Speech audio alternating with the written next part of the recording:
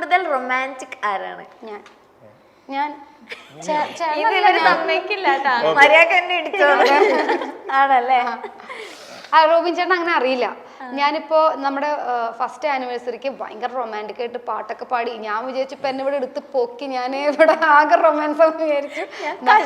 അതെ, ഞാൻ കഷ്ടപ്പെട്ട് പാടി. അതും ഓവർ ടൈം കഴിഞ്ഞ് നൈറ്റ് ഞാൻ എൻ്റെ ഫ്രണ്ടിന്റെ വൈബ് പറഞ്ഞ അവിടെ പോയി ചേട്ടൻ്റെ പെർമിഷൻ എടുത്ത്. ആ പാവം ചേട്ടൻ 3 മണി വരെ തുറന്നു വെച്ചത് എനിക്ക് വേണ്ടിയിട്ട്. അവിടെ പോയിട്ട് ഫ്രണ്ട്സായിട്ട് പോയിട്ട് വീഡിയോ എടുത്ത് സ്റ്റുഡിയോയിൽ പോയി റെക്കോർഡ് ചെയ്ത് എല്ലാം ചെയ്ത് ആനിവേഴ്സറി അന്ന് വലിയ LED ഇട്ടിട്ട് കാണിക്കുമ്പോൾ ഞാൻ നോക്കുമ്പോൾ റോബിൻ ചേട്ടൻ ഇങ്ങനെ നിൽക്കുക. ഇതെന്താ സംഭവം? ഞാൻ എന്തേലും ഇപ്പൊ റിയാക്ഷൻ കാണുന്നൊക്കെ വിചാരിച്ചിട്ട് ഞാൻ ഇപ്പൊ നോക്കി നിൽക്കുക. അതെ, 2 ക്യാമറ അവിടെ നിന്ന് ഇവിടെ നിന്ന് നിൽക്കുന്നത് ഞാനിങ്ങനെ കണ്ട് പാട്ട് എൻജോയ് ചെയ്തോണ്ടിരിക്കുക. ആ സമയത്ത് എന്ത് ചെയ്യാൻ, തുള്ളി ചാടാൻ പറ്റൂലല്ലോ. കഷ്ടപ്പെട്ടിട്ട് അത് എനിക്ക് എന്ത് കോംപ്ലക്സ് ആയിരുന്നു അറിയാം. എനിക്ക് മീൻസ് നമ്മൾ ആദ്യം റെക്കോർഡ് ചെയ്തിട്ട് പിന്നെയാണ് പാടുന്ന പോലെ അഭിനയിക്കണത്. അപ്പൊ ഒറിജിനൽ അല്ലാതെ എനിക്ക് ഇങ്ങനെ അഭിനയിക്കുമ്പോ അയ്യോ ഇത് എന്താ കാണിക്കുന്നതൊക്കെ. എന്താണെന്നറിയോ, ഇപ്പൊ പലർക്കും ഉള്ള ഒരു തെറ്റിദ്ധാരണ റൊമാൻറ്റിക് എന്ന് പറയുന്നത് എക്സ്പ്രസീവ് ആണ്. പക്ഷെ അല്ല, അങ്ങനെയല്ല. ഈ ചിലപ്പോ സിനിമകളിലൊക്കെ കാണുന്ന കണക്ക് അല്ല, സിനിമയിൽ ഒരു പാറ്റേൺ ഉണ്ട്, ഇങ്ങനെ കാണിച്ചാലേ അത് റൊമാൻസ് ആവുള്ളൂ എന്നുള്ളത്. പക്ഷെ അത് എല്ലാ ഒരു ഇൻഡിവിജ്വലിനനുസരിച്ച് മാറത്തില്ല, മനസ്സിലായില്ലേ? അപ്പൊ ഞാനിപ്പം ബേസിക്കലി ചോദിച്ചു കഴിഞ്ഞാൽ എനിക്കറിയത്തില്ല ഞാൻ റൊമാൻറ്റിക് ആണോന്ന്. ആണ്, ചില സമയങ്ങളിൽ റൊമാൻറ്റിക് ആണ്. ഇപ്പോൾ എനിക്ക് എൻ്റെ വീട്ടിൽ ഞാൻ വർക്ക് ചെയ്യുന്ന സമയത്ത് നൈറ്റൊക്കെ വിടും എന്നല്ലാതെ, അതല്ലാതെ ഫ്രണ്ട്സ് ആയിട്ടൊക്കെ പോകുമ്പോൾ ഒക്കെ കുറച്ച് സ്ട്രിക്റ്റ് ആണ് എൻ്റെ വീട്ടിൽ.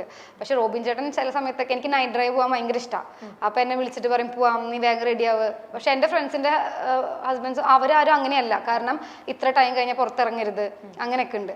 അപ്പോൾ ഇവക്ക് ഈ പാലാരിവട്ടം പാലം ഇഷ്ടമാണെന്ന് പറഞ്ഞ് 10 പ്രാവശ്യം ഞാൻ രാത്രി കയറി ഇറങ്ങിയിട്ടുണ്ട്. ഇല്ലെന്ന് മാത്രം പറയും. ഞാൻ ഒട്ടും റൊമാൻറ്റിക് അവസരം മതി എന്ന് പറഞ്ഞിട്ടാണ് ഞാൻ എന്ത് ചെയ്തത്. ഞാൻ പറയാം, ഞാൻ അതെന്താന്നറിയോ, പണ്ട് ആ പാലം കയറി ഇറങ്ങുമ്പോ പണ്ട് മറ്റേ വിജനതയിൽ ആ പാട്ടൊക്കെ വെച്ചിട്ടായിരിക്കും നമ്മൾ ഭയങ്കര സ്ട്രെസ് പോകുമ്പോ നമ്മളെ തന്നെ മോട്ടിവേറ്റ് ചെയ്യാൻ വേണ്ടിയിട്ട് ആ പാട്ടൊക്കെ ആലോചിച്ചിട്ട് ഇങ്ങനെ പാലം കയറി ഇറങ്ങുമ്പോ എനിക്ക് ഭയങ്കര ഞാൻ എന്തോ ഇങ്ങനെ ഭയങ്കര ഒരു ഫീല് വരാറുണ്ട്. ഞാൻ കുളിക്കുമ്പോ 2 മണി തൊട്ട് 2:30 വരെ ഇങ്ങനെ പോവുകയാണ്. അപ്പൊ എനിക്ക് ഭയങ്കര ഇഷ്ടമാണ് സത്യം പറയല. എനിക്ക് ഇങ്ങനെ പാലം കയറി ഇറങ്ങാൻ ഭയങ്കര ഇഷ്ടം. അപ്പൊ ഞാൻ ഇങ്ങനെ കുറെ പണ്ട് ഒറ്റയ്ക്ക് ഞാൻ ചെയ്തിരുന്ന കാര്യമാണ്.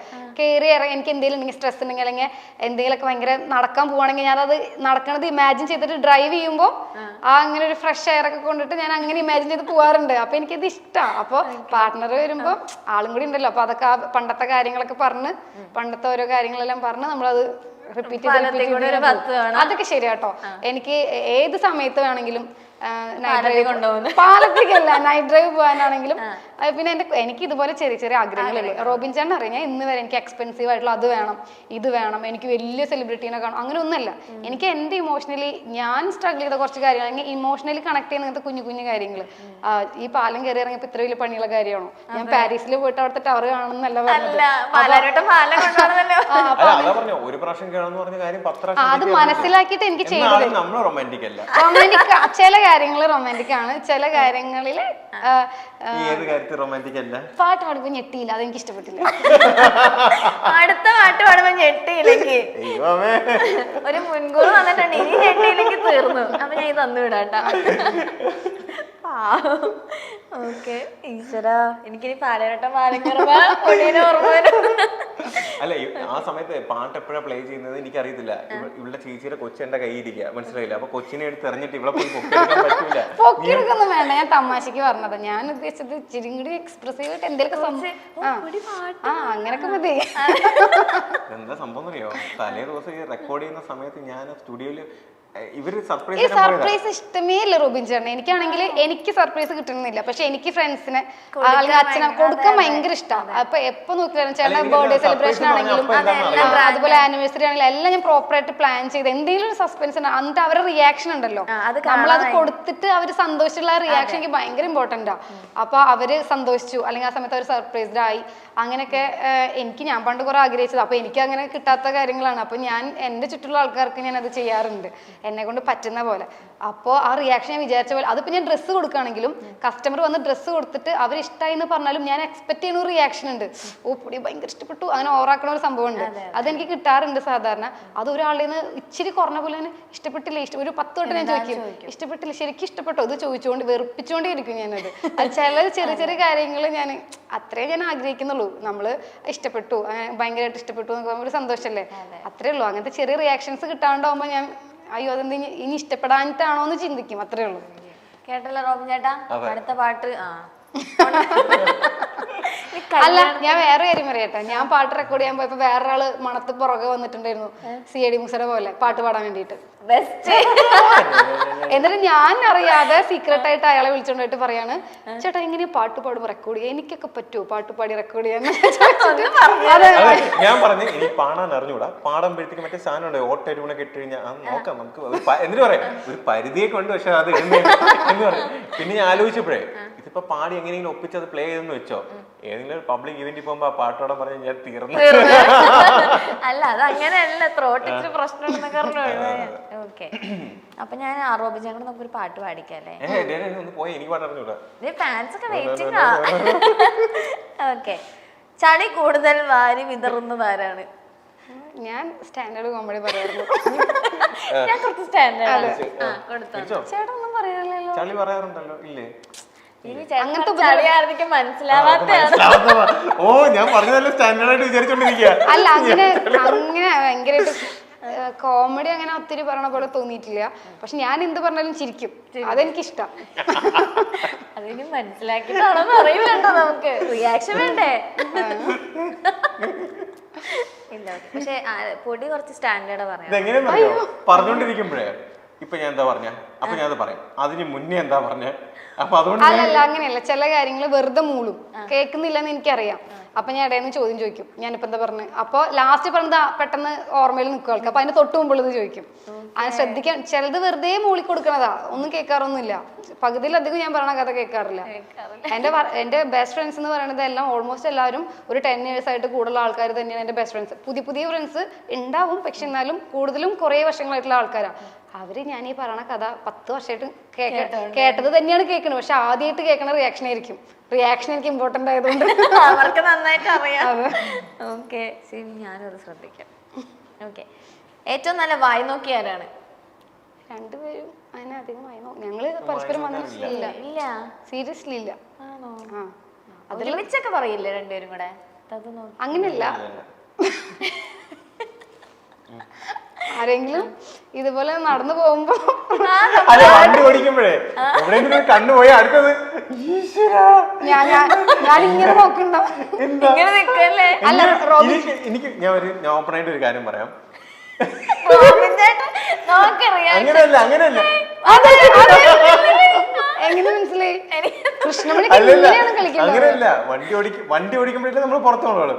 അപ്പൊ എവിടെയെങ്കിലും ഇങ്ങനെ കണ്ണിങ്ങനെ ജസ്റ്റ് ഇങ്ങനെ കൃഷ്ണമണി അങ്ങോട്ട് പോയി കഴിഞ്ഞാൽ അടുത്ത കൃഷ്ണമണി ഇങ്ങോട്ട് നോക്കാൻ പറ്റൂല. അപ്പൊ ഒരാളിങ്ങനെ കൊള്ളാല്ലേ, ഞാൻ അവിടെ നോക്കിയത് പറയും കറക്റ്റ്. എന്ന് വെച്ചാൽ അങ്ങനെ ഇപ്പൊ ആരെങ്കിലും കണ്ടു കഴിഞ്ഞാൽ അങ്ങനെ പറയത്തില്ല. കറക്റ്റ് ഞാൻ എവിടെ നോക്കൂന്നറിയോ ആ സമയത്ത് എന്നെ നോക്കിയിരിക്കും. എപ്പോഴെങ്കിലും ഉള്ളു കേട്ടോ, എപ്പോഴെങ്കിലും റെയർ ആയിട്ട് എപ്പോഴെങ്കിലും ഉള്ളു.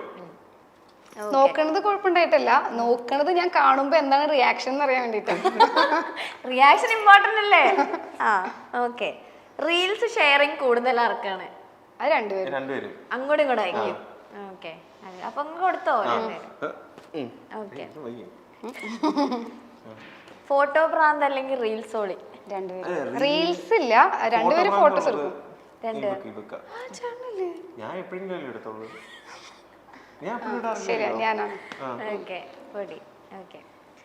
വഴക്കിട്ടാൽ വീട്ടിൽ പോയി പരാതി പറയുന്നത് ആരാണ്? ഞാൻ എന്റെ വീട്ടിൽ ഒരിക്കലും പറയില്ല നമ്മൾ വഴക്കിട്ടാല്, പക്ഷെ ചേട്ടന്റെ വീട്ടിൽ പോയി ഞാൻ പറയും അമ്മയുടെ അടുത്ത്. കാരണം അമ്മയും അതായത് അമ്മ എന്നിട്ട് ഭയങ്കര കമ്പനിയാ. അപ്പൊ അമ്മയുടെ അടുത്ത് എല്ലാം ഞാൻ പറയും, എല്ലാ കാര്യം. ഞാൻ ചേട്ടനോട് പറയാത്ത കാര്യങ്ങൾ വരെ അമ്മയുടെ അടുത്ത് ഷെയർ ചെയ്യും, അമ്മ എന്റെ അടുത്തും ഷെയർ ചെയ്യും. അപ്പൊ ആ സമയത്ത് ചേട്ടൻ എന്തെങ്കിലും ചെയ്താൽ അത് ഞാൻ അമ്മയുടെ അടുത്താണ് പരാതി പോയി പറയാ. ഓക്കെ. എന്നിട്ട് ആ ചേട്ടന് വഴക്കം കേൾക്കാറുണ്ട്? പണ്ട് കേട്ടിട്ടുണ്ട്. ഓക്കെ. വള വള വള വർത്താനം പറയുന്ന ആരാണ്? അല്ല ഞാൻ. ഇതിനിപ്പോ ഞാൻ മറുപടി പറയേണ്ടി വരുമോ? ഞാനാണ്. നീയാണ് തന്നെ. അടുത്താണ് പറയും. ചേട്ടൻ കുറച്ച് കുറവാണ്. ഞാൻ പറയണത് കേക്കും, ഒത്തിരി ഇങ്ങോട്ട് പറയാറില്ല. പറയാൻ ഞാൻ സമ്മതിച്ചിട്ട് വേണ്ടേ. ഓക്കെ, ഭാവി ലൈഫ് പ്ലാനിങ് കൂടുതലാക്കാണ്. അല്ല ഞാൻ ഇങ്ങനെ പ്ലാൻ ചെയ്യും. അല്ല ഞാൻ പ്ലാൻ ചെയ്ത പോലെ തന്നെ വന്നിട്ടുണ്ട് കാര്യങ്ങള്. ഓരോ ഇപ്പൊ അത് പ്രൊഫഷണൽ ലൈഫാണെങ്കിലും നമ്മുടെ ഫാമിലി ലൈഫാണെങ്കിലും എനിക്ക് കുറച്ച് കാര്യങ്ങൾ ആഗ്രഹങ്ങൾ ഇങ്ങനെ. എനിക്കും പ്ലാനിങ് ഉണ്ട്. ഞാനത് അങ്ങനെയല്ല നമ്മളിങ്ങനെ പറയില്ലേ അങ്ങനെ. പക്ഷെ നമ്മൾ സംസാരിക്കുമ്പോൾ കൂടുതലും പുള്ളിക്കാരിയുടെ കാര്യമാണ് വരുന്നത്. എനിക്കിപ്പോ പ്ലാനിങ് ഉണ്ടെങ്കിൽ ഞാനത് അങ്ങനെ അധികം ലൈക്ക് അതെപ്പോഴും സംസാരിക്കാനായിട്ട് നിൽക്കത്തില്ല. ചില കാര്യങ്ങൾ ഞാൻ പ്ലാൻ ചെയ്ത് നടക്കാറുണ്ടെങ്കിലും ചിലത് ഒട്ടും ഞാൻ പ്ലാൻ ചെയ്യാതെ അൺഎക്സ്പെക്റ്റഡ് ആയിട്ട് ഒരുപാട് കാര്യങ്ങൾ എൻ്റെ ലൈഫിൽ ഉണ്ടാവാറുണ്ട്. കാരണം മൂവി ഒന്നും എൻ്റെ ലൈഫിൽ ഞാൻ വിചാരിച്ചിട്ട് പോലുമില്ല. അതൊക്കെ എനിക്ക് അൺഎക്സ്പെക്റ്റഡ് ആയിട്ട് വന്നതാണ്. എൻ്റെ ഒരു ക്യാരക്ടർ വെച്ച് എനിക്ക് അങ്ങനെയൊന്നും ക്യാമറയുടെ മുമ്പിൽ നിന്ന് ചെയ്യാനൊന്നും പറ്റില്ല സത്യം പറഞ്ഞാൽ. കാരണം എനിക്ക് ഭയങ്കര പേടിയാണ്. പക്ഷെ നമ്മളൊരു കാര്യം കമ്മിറ്റ് ചെയ്ത് കഴിഞ്ഞാൽ നമുക്കത് ചെയ്തല്ലേ പറ്റൂ. അപ്പോൾ നല്ലൊരു ഓഫർ വന്നു. അപ്പോൾ എൻ്റെ ഫ്രണ്ട്സൊക്കെ അവിടെ വർക്ക് ചെയ്യുന്ന ആൾക്കാരെ ഞാൻ വിളിച്ചന്വേഷിച്ചപ്പോൾ എല്ലാം ടോമേട്ടൻ ഉണ്ടല്ലോ, ആ ടോമേട്ടനൊക്കെ വിളിച്ച് ചോദിച്ച സമയത്ത് ടോമേട്ടൻ പറഞ്ഞു പൊടി അടിപൊളിയാണ്, മിസ് ചെയ്യല്ലേ, നല്ല ഓപ്പർച്യൂണിറ്റിയാണ്, ഇങ്ങോട്ട് വന്നതാണ്, എല്ലാവരും ഈ ഇപ്പോൾ ഒക്കെ ചാൻസ് നോക്കി നിൽക്കുമ്പോൾ ഇങ്ങോട്ട് വരുന്നത് കളയരുത്, നല്ല ഓപ്പർച്യൂണിറ്റീസ്, സേഫാണ്, പോയി ചെയ്തിട്ട് വരാൻ പറഞ്ഞു എൻ്റെ അടുത്ത്. തെലുങ്ക് മൂവി. ആ സമയത്തൊക്കെ ഞാൻ അവിടെ ചെന്നു. ഫസ്റ്റ് ടേക്ക് ഞാൻ ബൈ ഹാർട്ട് ചെയ്തിട്ട് പറഞ്ഞു. സെക്കൻഡ് ടേക്ക് പോയപ്പോൾ എനിക്ക് കിട്ടുന്നില്ല. അപ്പം എനിക്ക് ആകെ കോൺഷ്യസ് ആയി ഞാൻ. അപ്പം ഞാൻ ദൈവമേ പണി എല്ലാവരും നോക്കി നിൽക്കുകയാണല്ലോ. അപ്പം ഞാൻ ഒന്ന് അവർ ആക്ഷൻ പറയാൻ കാത്തിരിക്കായിരുന്നു കരയാൻ വേണ്ടിയിട്ട്. ആക്ഷൻ പറഞ്ഞു, ഞാൻ കരഞ്ഞു കഴിഞ്ഞിട്ട് ഒരു വട്ടം എൻ്റെ കിളി പോയി മീൻസ് കയ്യിൽ നിന്ന് പോയി കഴിഞ്ഞാൽ പിന്നെ എനിക്ക് കിട്ടുന്നില്ല അത് ചെയ്യാൻ. ഞാൻ കരഞ്ഞ് നായകനൊക്കെ വന്ന് എന്നെ സമാധാനിപ്പിച്ചിട്ടൊക്കെയാണ് ചെയ്തത്. എന്നിട്ടും ഞാൻ അത് കഷ്ടപ്പെട്ട് പോയിട്ട് ബൈ ഹാർട്ട് ചെയ്ത്. ലാംഗ്വേജ് അറിയില്ലല്ലോ, തെലുങ്കാണല്ലോ, അത് അവര് തലേദിവസമൊക്കെ തരും വലിയ പാരഗ്രാഫൊക്കെ. അപ്പം ഞാൻ അത് നൈറ്റ് ഫുൾ ഡേ ഇരുന്ന് പഠിച്ച് നെക്സ്റ്റ് ഡേ പറഞ്ഞു. അപ്പോൾ മൂവി അൺഎക്സ്പെക്റ്റഡ് ആയിട്ട് എനിക്ക് വന്ന് എനിക്ക് ചെയ്യാൻ പറ്റാത്തതായിട്ട് പോലും ഞാൻ ചെയ്തു. പിന്നെ കല്യാണം അല്ലെങ്കിൽ ഇതുപോലൊരു റോബിൻ ചേട്ടൻ വരുന്നു എന്ന് ഞാൻ വിചാരിച്ചില്ല, അത് അൺഎക്സ്പെക്റ്റഡ് ആയിട്ട് വന്നു. അങ്ങനെ അൺഎക്സ്പെക്റ്റഡ് ആയിട്ട് കുറേ കാര്യങ്ങൾ ആ സമയത്ത് ഞാൻ കൺഫ്യൂഷൻ മൈൻഡിലായിരിക്കും, വേണോ വേണ്ടേ അങ്ങനെയൊക്കെ. പക്ഷെ അത് വന്നതെല്ലാം നല്ലതിനായിരുന്നു. ഒന്നും എനിക്ക് എൻ്റെ ലൈഫിൽ ഞാൻ തിരിഞ്ഞു നോക്കുമ്പോൾ ഇങ്ങനെ വേണ്ടായിരുന്നു, അങ്ങനെ വേണ്ടായിരുന്നു, ആ ഡിസിഷൻ തെറ്റായി, അങ്ങനെ ഒന്നും എനിക്ക് റിഗ്രറ്റ് ചെയ്യാൻ ഒന്നുമില്ല. ഇതുവരെയുള്ള എല്ലാ കാര്യങ്ങളും ആലോചിച്ചും കണ്ടും ഒരുപാട് വട്ടം ചിന്തിച്ചുമാണ് ഞാൻ ചെയ്തിട്ടുള്ളത്. ഇതുവരെ എക്സ്പെക്ട് ചെയ്തതും അൺഎക്സ്പെക്റ്റഡ് ആയിട്ട് വന്നതും എല്ലാം നല്ലതിനാണ്. ഞാൻ എൻ്റെ ലൈഫിൽ ഭയങ്കര സാറ്റിസ്ഫൈഡ് ആണ്. സോഷ്യൽ മീഡിയ താരങ്ങളായ റോബിൻ രാധാകൃഷ്ണന്റെയും ആരതി പൊടിയുടെയും വിവാഹാഘോഷങ്ങൾക്ക് തുടക്കമായി. വരുന്ന 16-ന് ഗുരുവായൂർ ക്ഷേത്രത്തിൽ വെച്ചാണ് ഇരുവരുടെയും വിവാഹം നടക്കുന്നത്. ഏറെ നാളത്തെ പ്രണയത്തിനൊടുവിലാണ് ഇരുവരും വിവാഹിതരാകുന്നത്. വിവാഹാഘോഷങ്ങളുടെ ചിത്രങ്ങൾ റോബിൻ ഇൻസ്റ്റഗ്രാമിൽ പങ്കുവച്ചിട്ടുണ്ട്. എന്നാൽ ചിത്രങ്ങൾ പുറത്തു വന്നതിന് പിന്നാലെ ഇരുവരുടെയും വിവാഹം കഴിഞ്ഞു എന്ന തരത്തിലുള്ള വാർത്തകളും സോഷ്യൽ മീഡിയയിൽ നിറഞ്ഞിരുന്നു. ലൈറ്റ് ലാവൻഡർ നിറത്തിലുള്ള ലഹങ്കയാണ് ആരതി ധരിച്ചിരിക്കുന്നത്. വെള്ള നിറത്തിലുള്ള കുർത്തയാണ് റോബിന്റെ വേഷം. 2 വർഷങ്ങൾക്ക് മുൻപായിരുന്നു റോബിന്റെയും ആരതിയുടെയും വിവാഹ നിശ്ചയം കഴിഞ്ഞത്.